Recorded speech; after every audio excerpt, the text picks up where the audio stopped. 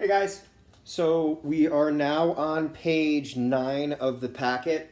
So today we are going over adding and subtracting fractions and decimals. Just like always, I'm going to start off with the objective. So the objective for today is students will be able to add and subtract rationals. Remember, rationals are decimals or fractions. So moving forward, it's going to be the same thing. I'm going to do the first page of the day. You guys do the second page on your own. So I'm going to do 1, 2, 3, and 4, and you are going to do 4, 5, 6. No, you're going to do 5, 6, 7, and 8. So we're going to go over basically two ways to do this. So the first thing you're going to do is you're going to estimate the number by rounding up or down to the nearest number, add it together, and then you find the actual amount. Now, personally, I don't see the point in estimating unless they ask you, so I'm just showing you so that you know how to do it. So if you look at number 1, it says 1.3 minus negative 2.5. So the first thing to do now is to estimate it. 1.3 is closer to 1. 2.5 is closer to 3. So you round it down from 1.3 to 1, up from 2.5 to 3, and then just do the computation. Now, a subtraction of a negative number becomes a positive. So 1 plus 3 is equal to 4.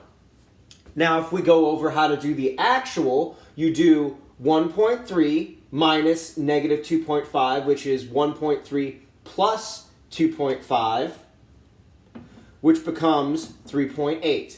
And that is your final answer. Make sure you circle at the end just so that it's very clear. Now we'll go on to number 2. Now, number 2, easiest way I see this is to round up and down. So here's what I see. Estimate it. So we have negative 3. Negative 3 is closest to negative 3. We have 6 and 2/3. 2/3 is greater than a half. So I'm going to say it's better to round this up. So we're going to say negative 3 plus 7. Then add this together. Remember, on your number line, if you're at negative 3 and you go to the right 7, you end up at positive 4. Now that is your estimated answer.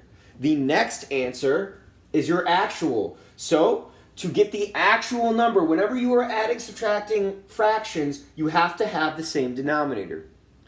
For this one, easily you can see that 6 has a multiple of 3 in it. So I think the best way to do this is to just turn this second number into sixth. So remember, what times 3 is 6? 2. So multiply this by 2, this by 2, and then you'll end up with sixths. Now, we have negative 3 and 1/6 plus 6 and 4/6. Now remember, we can use the commutative property here. Remember what that means. You can change the order of anything as long as it's addition. So basically, move the 6 and 4/6 over here. So I write 6 and 4/6 minus 3 and 1/6. Much easier now. 6 minus 3 is 3. 4 minus 1 is 3. So we get 3 and 3/6. Now to simplify this, 3 over 6 is the same as 1/2. So just to be exactly sure, you have 3 and 1/2. Now there's a lot of moving parts in this problem. So if you have any trouble with this, make sure you send me a message on Dojo or go to my Zoom office hours from 1 to 1:30 daily. Okay, so now we are going to do number 3 now. This is decimals. So let's do it. Let's just jump into it. Negative 4 is closest to negative 4. 2.9 is close to 3, so we'll do negative 3. So negative 4 minus negative 3. Negative minus a negative is a positive, so this becomes a positive. And you will get negative 4 plus 3, which is equal to negative 1. Circle your answer. That is your estimate. Now, we're going to do the actual. So to do the actual, write negative 4.2 minus negative 2.9 is plus 2.9, and then we can literally just go straight across and do it.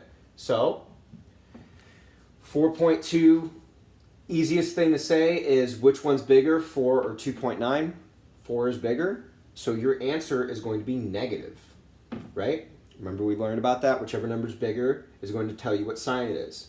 Now, take 4.2 and subtract 2.9.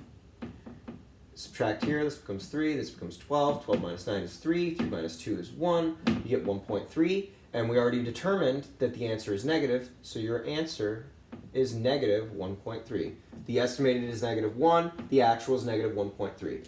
Now you can see in these situations that the answers are pretty close when you estimate compared to the actual, but especially in number 2, you're off by half. If you're off by 50 cents and $1, that'd be pretty upsetting, right? If you're off by 50 cents, you're gonna get real upset. So now the next one, we're gonna do number 4. So what we're gonna do now is we're gonna do the estimate. So negative 3 1/5 is close to negative 3, round down. Negative 2 1/2 is closer to negative 3, so negative 3 minus 3. 2 3/5. 3/5 is greater than 1/2 because 2.5 is half of 5. So you're going to round it up. So this becomes positive 3. Then you just do it across. Negative 3 minus 3. You have negative 3. You go to the left 3. You're at negative 6. Negative 6. Go to the right 3. You're at negative 3 again. So then your estimated answer is negative 3. Now let's see if the actual is actually close to that. So look at the actual. We first need to determine what is the common denominator between 5 and 2. Well, I think the easiest way to do this is to see what is the multiple of 5 and 2. 10. So 5 times 2 is 10. So you have here, how do you turn a 5 to 10? So multiply this by 2, this by 2. How do you turn this to 10? Multiply by 5, multiply by 5. How do you turn this to 10? Multiply by 2, multiply by 2. Rewrite it. So now we have negative 3 and 2/10 minus 2 and 5/10 plus 2 and 3 times 2 is 6, 6/10. Now, I think the easiest way to do this is to keep your negatives together.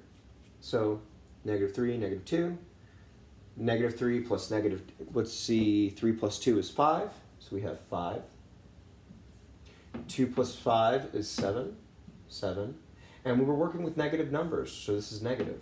Then you have negative 5 and 7/10 plus 2 and 6/10. So honestly, I would go back and use that rule I talked to you about in number 3, where you can look at the two numbers, which one's bigger. Obviously, negative 5 is bigger. Just clarifying this so you can see a little bit better. Sorry. So, see this? Negative 5 is bigger than 2. So, what you're going to do here is you're basically going to do 5 and 7/10 minus 2 and 6/10. Now, this is very easy. 5 minus 2 is 3. 7 minus 6 is 1. And which one was bigger? This. So circle it. The negative goes here. So your answer is negative 3 and 1/10. So that's it. So just circle your answer. And that is all your answers there. Okay? So that ends the direct instruction for what we're doing right now. So what I'm going to say now is today, what I would like you guys to do is if you look at the next page of the packet, you're going to do that on your own. So basically, what we're going to do is, as soon as I can get my thing to scroll down to make sure that I give you the exact right numbers. So what you're going to do today is you're going to do 5, 6, 7, and 8.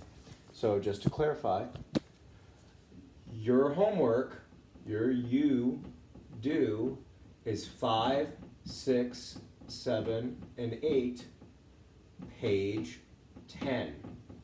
If you have questions, go to my office hours or send me a message on Dojo. You should be on page 9 of the packet already. If you are not, get on it. If you have questions, let me know. I'm available all day, 9 to 5, 9 to 4, whatever. Send me a message anytime during the day. I'll respond to it. My live office hours are from 1 to 1:30. The link is going to be on the Class Dojo page when I post this video. So have a good day. I will see you later. And yeah, take care.